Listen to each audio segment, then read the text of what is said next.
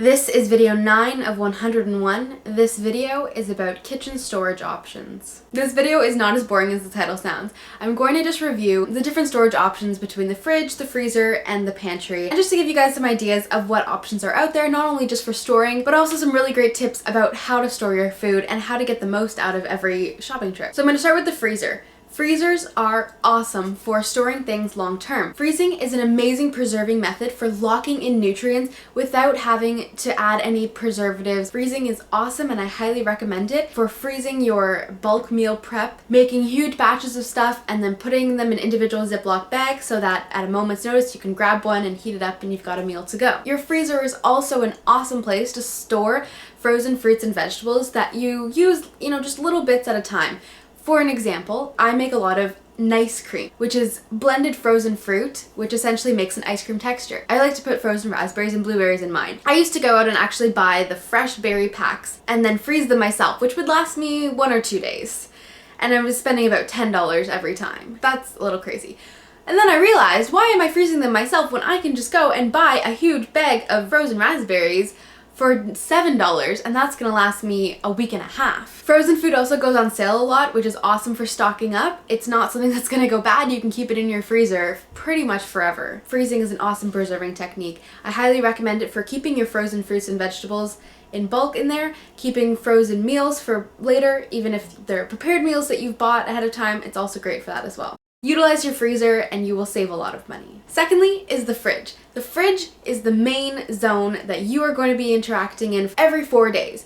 Your fridge should be kept clean and free of any kind of old food. Make sure you're constantly updating your fridge every time you go to the grocery store, because having old food in there can definitely have an effect on the new food that's in there, as well as can smell kind of nasty. Fridges are awesome places to store sauces and liquids like non-dairy milks and smoothies and juices. Your fridge is also where you're going to be storing all of your fresh produce, great for leftovers as well, to put in Tupperware containers. I took a food safety course, and what I was taught, in a fridge you put your fresh produce at the top and then any kind of animal products go to the bottom. In case the animal products leak, they have no chance of contaminating the fresh produce there. I think that's a tip that everyone can bring into their lives, even if you're not having a health inspector come in. One thing that I've just started doing recently, which kind of totally makes sense, and I'm wondering why people haven't done it before. Maybe they have. You know when you get fresh flowers, you put them in water and then they stay fresh for a lot longer.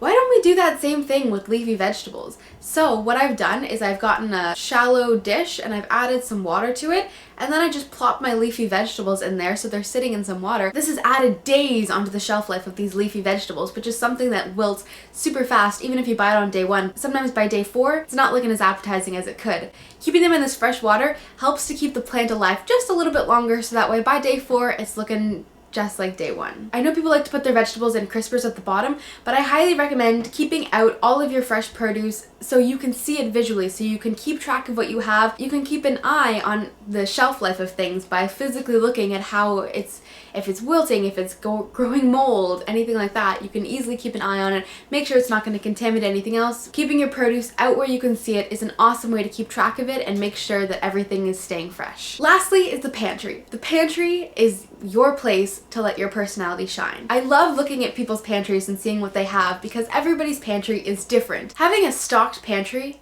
is a great way to ensure that you have lots of options. You're able to change out recipes on the go. You can create meals on the fly. If you've got stuff in your freezer, you've got some fresh produce that you're needing to use up, you've got some stuff in your pantry, you're just going to put all that together and you could actually create a cool meal.